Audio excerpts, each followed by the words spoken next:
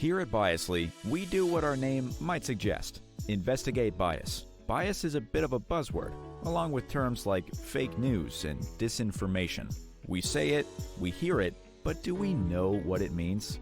It's not quite the same thing as false information, if that's what you're thinking. In this video, we're going to go over what exactly bias is, so that you'll recognize it when you see it, and be able to understand what Biasly's bias ratings mean when they say a particular article or news source has bias.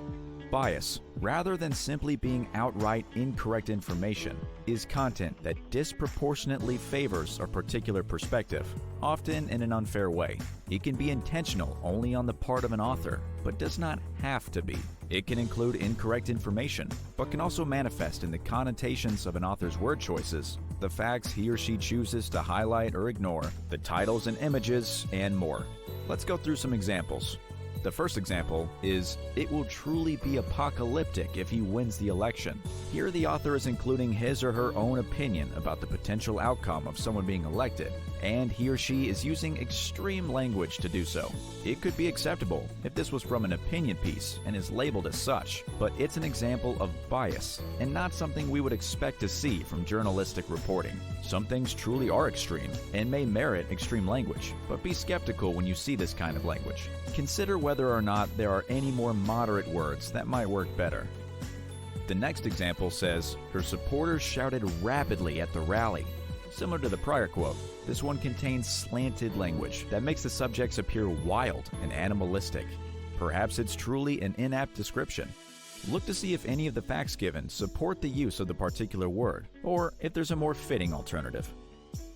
The third example reads, we asked two groups what they think of the new policy that's being proposed. Left-wingers United say they support most of the policy. Liberals of America said that it will do a lot of good for our country. Both groups that were interviewed were left-wing groups that likely have similar political stances. There appears to be a broader support for the policy than there may actually be, because only one side of the political spectrum was consulted. The next example states, yesterday he gave a speech outside City Hall to celebrate the opening of the city's new park. He's an outspoken opponent of circus performers' rights. This quote features an unnecessary addition. If the article is about a park and a politician's praise for it, why would it benefit from an extra fact about the politician that is irrelevant to the topic? The author may have included that information to make an otherwise neutral and uncontroversial article portraying the politician negatively. This final example is the title of an article. It reads, finally, something positive from the Republican Party. Right away in the title, the article is making judgments. It is saying that the party has not done anything positive in a while, and that this new change is positive. This may be acceptable for an opinion piece, but it is a clear example of bias. It fits our definition perfectly: content that disproportionately favors a particular perspective. Something else to look for with titles is when they don't match up with the article content. It is not uncommon for a title to exaggerate or cherry-pick part of an article's content in a misleading way. These examples cover a broad range of biases, but keep in mind that not all instances of biases are obvious as these are.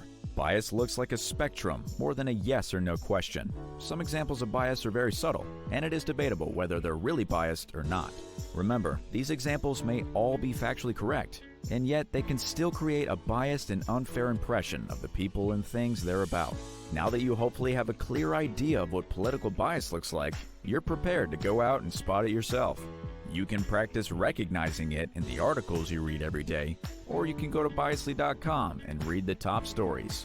You can evaluate the bias of those articles and compare it to the ratings our analysts come up with.